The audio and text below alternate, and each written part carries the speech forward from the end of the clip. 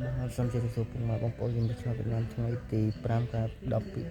2025ហើយការពីម្សិលមិញអ្នកដែលតាមដាន YouTube ក៏ចូលមកក្នុង30ហើយចំពោះពុកម៉ែបងប្អូនដែលឆាតមកសំឬខលសំក៏ចូលមកក្នុង30តែម្ដង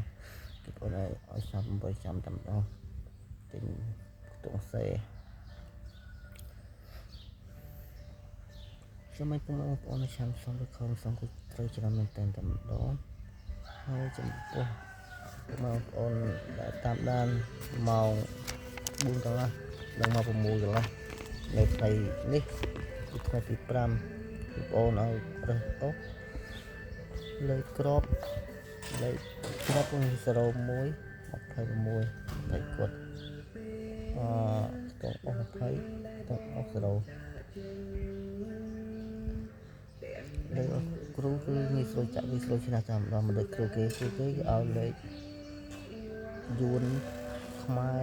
លេខឡំគ្នាហើយលេខឲ្យកាពះម៉ោងនេះមិនត្រូវចាក់ម៉ោងនោះ